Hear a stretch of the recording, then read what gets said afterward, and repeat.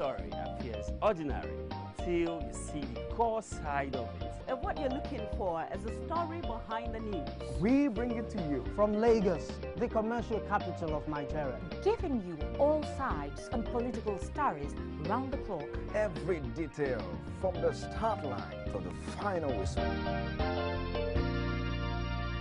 CoreTV News, expanding your view.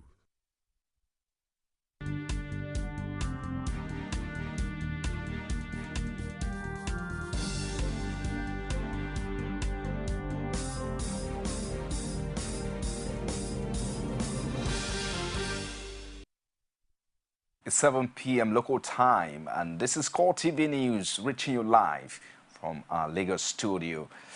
And here are some of the stories coming in at this time. Former Anambra State Governor Peter Obi is the latest on the list of politicians involved in the defection saga. Obi, who was until now the chieftain of the All Progressive Grand Alliance, has joined the People's Democratic Party, PDP. This development comes less than a week after Ondo State Governor Olusegun Mimiko defected from the Labour Party to the PDP. We'll bring you details in our subsequent bulletin. Well, moving away from that now, Minister of Finance Ngozi Okonjo-Iweala says audit report on the $10.8 billion allegedly missing from the coffers of the Nigerian National Petroleum Corporation will be ready in November.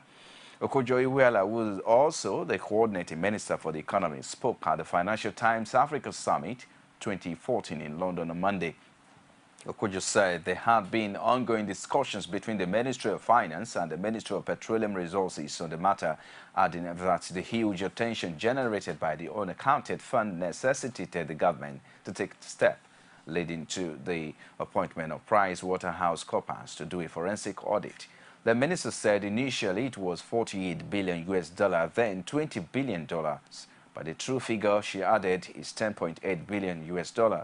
On Ebola, the minister said Nigeria needs to be commended for the efforts it's made at ensuring the index case did not take the illness out of the country and also for containing it. There are strong indications that Nigerian troops have overrun Michika and Gulak in Madagali local government area of Adamawa State.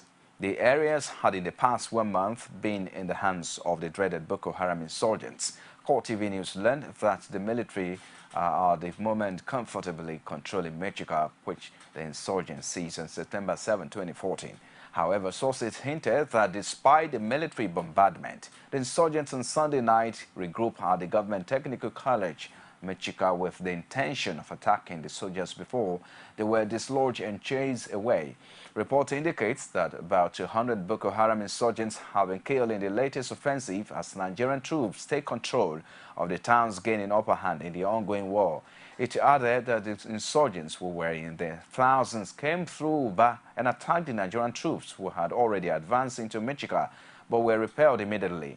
Meanwhile, the Adamawa State Acting Governor Amadu Umaru Fintere has commended the effort of Nigerian soldiers to liberate the two local government areas initially under the grip of the militants. Report from South Africa shows that Nigeria's National Security Advisor Sambo Dasuki personally signed off the end-user certificate for the recent arms deals involving the $9.3 million seized in that country. A South Africa paper and the City Press on Monday reported that he has documents in its possession reflecting that it was the NSA that approved the transaction. It added that the deal, which the Nigerian government has said was legal, was for the purchase of items ranging from helicopters to unmanned aircraft or drones. Meanwhile, South African officials have seized another $5.7 million for yet another arms deal involving Nigeria. This is the second multi-million-dollar arms deal between the two countries in the past month that has resulted in money being frozen in South African banks. The latest transaction is between Cerberus Risk Solutions, an arms broker in Cape Town, and Société d'Equipement International, said to be a Nigerian company based in Abuja.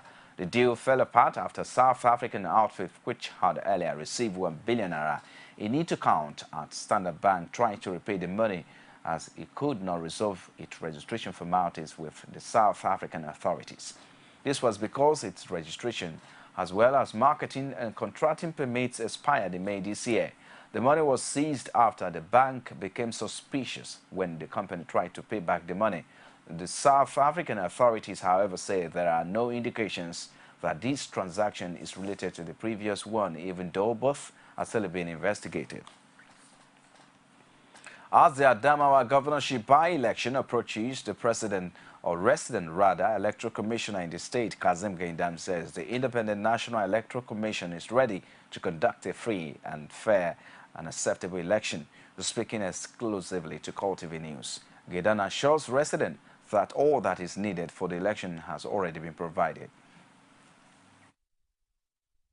Materials are 100% on ground. Materials, I mean, the non-sensitive and sensitive materials are already on ground here in Yola.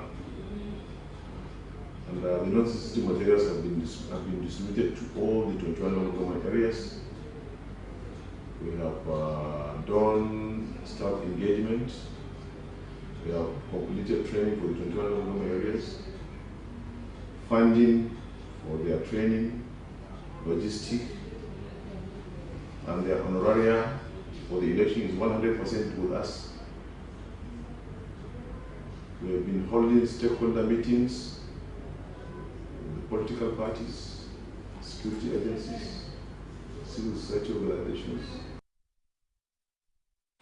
He further explains that both INEC staff in other states and ad hoc staff will be used to prosecute the election. We expect to use over 13,000 ad hoc staff, and we only have about 300 INEC staff here in Adamawa State. So you can see from that it's not really a completely INEC affair, it's everybody's affair. That is one. Two, we also expect support teams from our neighboring states. Our colleagues from as far as River State are coming to Adamawa State for this election. And I'm expecting not less than 21 commissioners to come and give us support. The commissioner will be in charge of the local government, as a national commissioner, electoral commissioner, will man the local government, 21 local governments of the states. And we also expect about 250 electoral officers to come here and man our registration area centers. So actually, politicians should concentrate on identifying very, very good agents and go on campaign based on issues. There's no room for catching corners. So they should really go and canvass for what's on people to ensure that they elect them, because they're going to be very free to select their campaign. No room for undue influence, no room for rigging, no room for interference. Gaindam insisted only those with permanent voters card will be allowed to vote in the governorship by-election. Only those who have collected a permanent voters card are going to vote.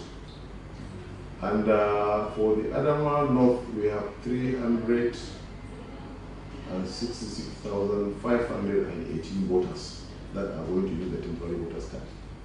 We have tidied their register. And the total register that we have tidied for the whole state is 1.5 million. 1,529,636 voters are going to vote for the election. All things being equal.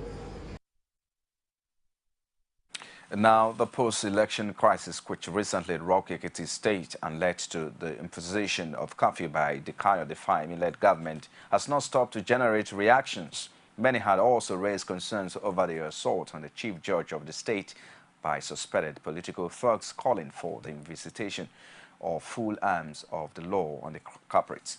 The tension raised by the development has also put doubts on the possibility of smooth transition from the Fayemi government to Governor-elect Ayodele Fayose. However, a former Attorney General and Commissioner for Justice in the Ekiti State, Owusheni Ajayi, speaking on Fashi program, Kodaji, says the state is ready for the transition and vows nothing will hinder the change of the specified date. Whether anybody likes it or not, the tenure of the current administration will end by 12 midnight on October 15. And the new governor... Whether anybody likes it or not? Yes. Okay. Because that is the law of Nigeria. What if the court says, is it possible that any court that is sitting presently says otherwise? There is no how any court sitting presently can say otherwise. It's all right. Because There is no such prayers. There is no such prayer before any Before court the court, sitting no. presently. Whether the tribunal or the 11 case, there is no such prayers that can stop the inauguration. Of course, there can not be any vacuum. That's all right. In the government of a state. And the only person that can take over on October 16 is the governor-elect. That's all right. And stemming from the success of Nigeria at containing the Ebola virus disease and the brickbats between the APC and the PDP over who takes the glory of former vice president and the APC presidential aspirants, Atiku Abubakar dismissed any claim to success by the federal government in the health sector. The former vice president says states under the control of APC have delivered better in the healthcare sector than their PDP counterparts. Atiku made this assertion while commissioning the new general hospital in Ado-Ekiti, the Ekiti state capital. Our correspondent Rashid reports.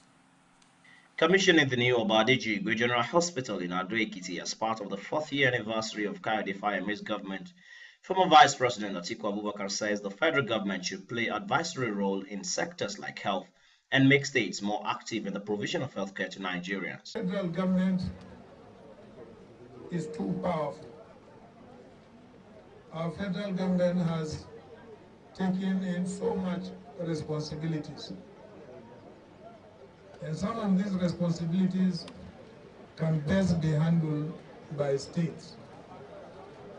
One of the sectors that I have always thought the federal government has no business in dealing with is the health sector, other than maybe research, development, and regulatory framework. Ekiti State Governor Kayode Fayeme says the new hospital being commissioned is in response to the yearnings of the need of Ekiti people and show of the government's commitment to their well-being, which he says is the primary responsibility of government. With this edifice, as well as 18 general hospitals around our 16 local governments that have been commissioned also in the course of this 4th anniversary, to let our people know that we are committed to their well-being. We're committed to good health. We're committed to ensuring low maternal mortality, low child mortality, increased life expectancy, committed and virile people in our state. Atiku Abubakar, a presidential hopeful under the APC, never left without a dig at the PDP, while also canvassing for votes ahead of the 2015 general elections, with the venue of the commissioning turned to a mini campaign for the Turaki Adamawa. When you watch your television sets, you can see the difference between us. The television sets are full of transformation propaganda. And when you go to the ground, you find that the progressive states actually are having development on the ground. So there is a choice before Nigerians. That is a choice between the so-called transformers and then the progressives. As outgoing Governor Kayode Fayeme continues to commission projects, there is no doubt that the echoes of the June 21st battle will start coming up again as 2015 general elections draw near, particularly as the state is preparing to usher in a new administration in a few days. Rashid, CoreTV News, Ado-Ekiti. You're watching CoreTV News at 7. We'll take a short break. We'll be back after this timeout. Join us. Welcome you to From the Ivory Tower. and happenings around the country. Varsity teachers get to air their views. Students are actually not left out. We bring you intellectual ends from the events happening around you. It is dedicated to educating the populace with a spice of entertainment. From the Ivory Tower, Tuesdays, only on CoreTV News. The recent protest by casual workers of a Lagos-based attachment manufacturing company over the death of one of their colleagues has again brought to the fore the rising trend of casual labor force in Nigeria. A chairman organized private sector union, Abdul Karim Motaju, and a legal practitioner, Shiji Akisorinu, are worried over the trend and blame the federal government for not exercising to full effect the labor laws in the country. Easiest way to cancel what we call casual staff entirely in our system is for the Ministry of Labor to do their job. The law said that what they are there for, they do what they call factory inspection. When they do factory inspection, the first thing they ask for, where's your conditions of service? These people will never have a condition of service. I mean, what will be the condition of service when their job is not even permanent? So talking about whether they have a medical team, but maybe because they know that they are gathering a lot of people together, so they have, but they do, it's not based by law. I see casual workers and contract staff as what we call modern day slavery, or second class citizens in the modern capitalist economy of this world we are in now. So should we allow it to continue? That's the big question now. Because I see this as slavery. You are being forced to work under harsh conditions, no pay, and this thing. So yeah, more or less still like a slave in your own country, in your own backyard. And by foreigners. Yeah, exactly. And so what I think we should do is that the National Assembly and even the NLC should wake up. It's all right. They should wake up. Okay, we can be talking about ASU, ASUP, and other workers in other establishments, other parastatals. The National Assembly should wake up to that responsibility. They should wake up to the responsibility. Especially, the responsibility actually falls squarely on the shoulders of the NLC. Now, the deplorable state of roads at the Rivers View Estate has been a major source of concern for the residents, workers and owners of businesses in Isheri North, for local government area of Ogun State. Our correspondent Emmanuel Ajayi has more.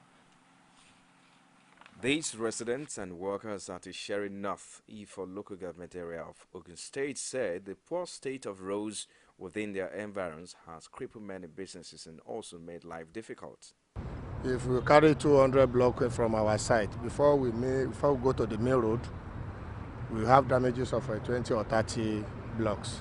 Can't even wash the car. When we wash the car, few minutes just to drive outside, the car will be very dirty. Also speaking on our flagship program called Digest, Chairman Landlords and Residents Association, Riverview Estate, Akinde Abayomi says the bad state of the roads within Isheri North, especially Riverview Estate, is a major source of stress for residents and other visitors. We took it upon ourselves to maintain the road filled with laterite, sometimes with stones, and we've been doing that over the years. But with the advent of rainy season, things got seriously bad.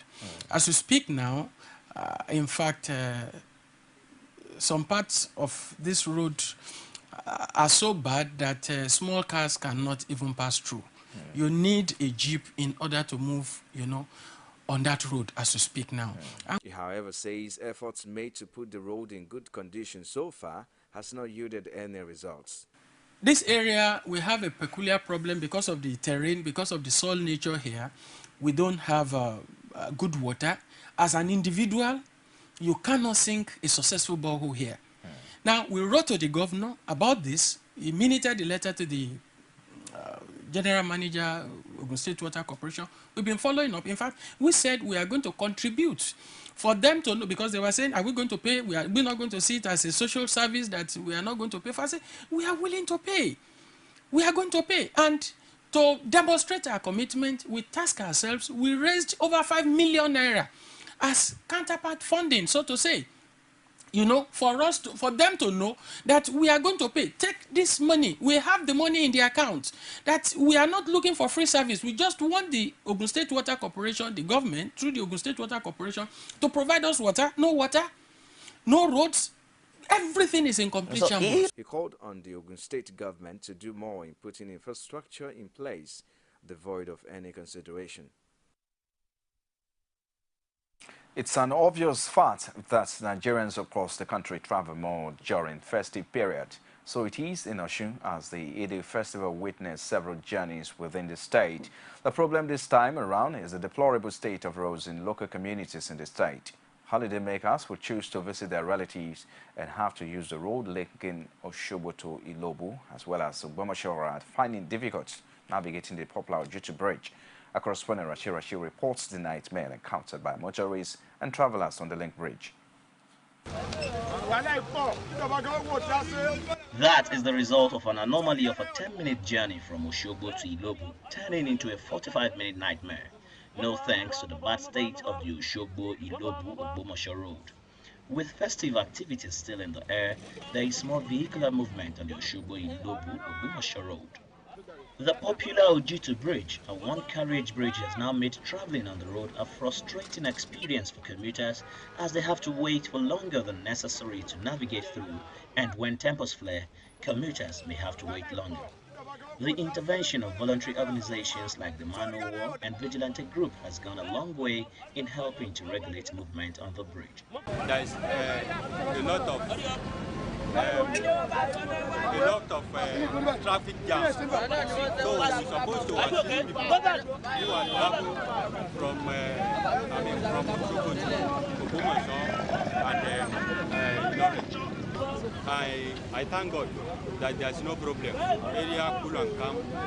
Everything is good and well. And when the commuters get green light for passage, the bridge becomes so congested and looks like one ready to collapse at any time. Commercial drivers and commuters who make use of the road daily lament its present state while calling for urgent repairs, especially the construction of a new dual carriage bridge. The road is in fact, let me say, is condemned now. So even self, if I no drive well, so you condemn their motors. So we are driving small. This road is over 30 years to renew the road. So I need another bridge. So please try to help us to do another bridge. Though the road has been designated as federal road, but this does not matter to teeming Nigerians using the road, as they hope that a government, either the state or federal, would come to their aid and make traveling on the road an experience to look forward to. Rashid, CoreTV News.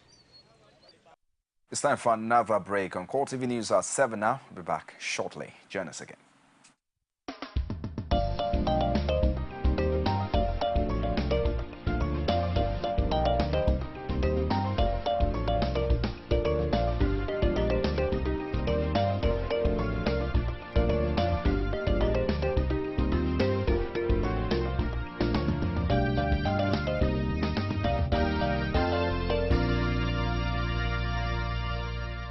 CoreTV News, expanding your view.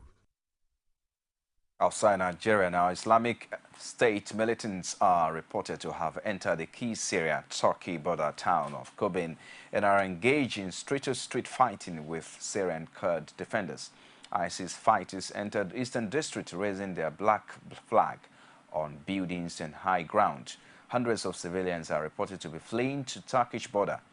Taking Kobane to be sieged for 3 weeks would give ISIS control of a long stretch of the Syrian-Turkish border. More than 160,000 Syrians, mainly Kurds, have fled the town. The UK-based Syrian Observatory for Human Rights, which monitors the Syrian conflict, said Islamic State fighters had penetrated about 100 meters into Kobane, it reported.